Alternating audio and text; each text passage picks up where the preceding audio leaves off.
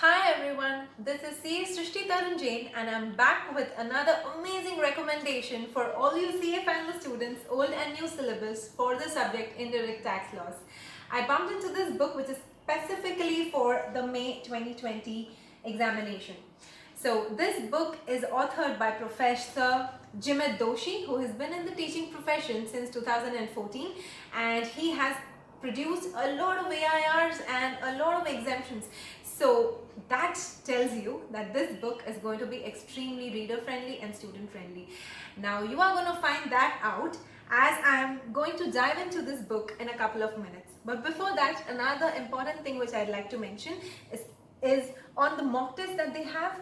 Now they have mock test series for this subject, which is broken down into three parts, part 1, 2 and 3. So that is the 60-40 ratio, and the last one is for the full syllabus. So this is the volume 1 of the book. This is the index where you have supply related chapters and you have the ITC chapter as well. So let's glance through the book. Now this book has beautiful tables like this, where, like, just let me give you an example. This item talks about the alcoholic liquor. Now all the books whichever talk about GST will tell you that this is outside the purview of GST, but what most of the books would not tell you, that what is the specific treatment if it is not in the purview of GST. So that is a very beautiful feature of this book.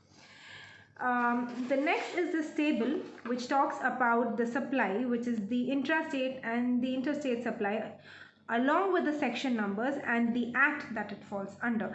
So I love the clarity in which the author has presented the book. Now, topics as simple as this, which is the composite supply and the mixed supply, the author has made sure that he provides pictures for the same. So composite supply, say for example here they talk about a one night stay plus breakfast, which is a naturally bundled service and hence a composite supply. Now this concept is very good, and you need to be very strong at this to solve a lot of questions in the examinations. Now mixed supply is like a tie, a watch, a wallet and a pen, which is like not a naturally bundled service, but when put together is a mixed supply. So just by the look of these two pictures, it's more than sufficient for you to revise the concept of supply of the composite and mixed supply. The next part is the definition, which I wanted to show you. I love the way the author has provided the definitions. He has broken the definitions into smaller readable points for you to grasp as a whole. So you can see the definition of goods and the services, which is broken down beautifully here. The next part which I'd like to talk about is again about the definition. So where a particular definition has a lot of parts to it, the author has provided a particular chart. Say for example, this is the definition of supply of section 7. So section 7.1a, b, c, d, sorry, section 7.1a, b, c and 1a is provided in the same chart for you to revise quickly. Now this diagram is very nice for the procedure for registration, where you just look at this one diagram and you're done with the entire procedure revision. These are some parts where usually we tend to make minor mistakes, right? So, and this is one chart which I rarely find in books, which talks about the different forms for different formalities. Now this can be used for your MCQs as well. Now this book does not have specifically the MCQ questions for your practice, but I strongly believe that if your concept is strong, you don't need to separately prepare for MCQs for the examination. Now when it comes to block credit, it tells you which of the ITC is blocked, what is in like say for example, the first one talks about the motor vehicles for transportation. So that is a block credit as per section 17.5. Now an exception to the block credit is specified here, and a remark, which is very self-explanatory. And I also love the diagrams here, which is very clear, so which talks about a transportation of persons and transportation of goods. So the entire motor vehicle table which I showed you is one, and the second part to it is the diagram here. So extremely clear diagrams where you can study on your own. The another beautiful part of the book is that he has taken questions from the RTP of May 18, if you can see here, the study module as well.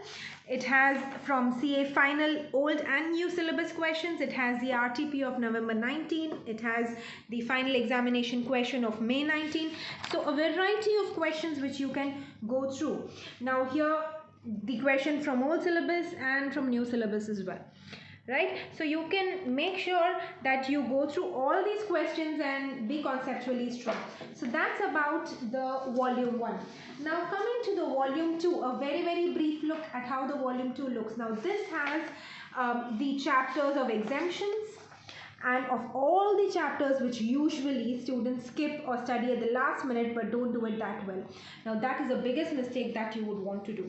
Now this is one of my favorite diagrams, I should tell you, because I usually have this doubt as to what is exempt, so what is taxable. Now I'd like to drive your notice to this part of the table where it says that raw cotton is exempt, but at the same time the ginned and baled one is taxable. Now this, nothing can get as clear as this. And the same thing wherever you talk about transportation of these goods by air, rail, etc., he's provided very clearly what is taxable, what is not taxable, right? So this clarity is required when you study a subject such as GST. Now this is another segment which I love, which is the assessments. Now the author has made sure that the assessments is just 2 sides of the book and you're done with 4 to 6 marks of your examination with perfect clarity. All the points here have to be memorized as is. It's really simple, no jargons, no gimmicks. So, and you have questions behind, and that's it. You're done with 4 to 6 marks. Yay.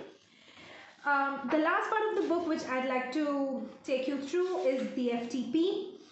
Now FTP is another topic which most of us dread, most of us don't get it that much.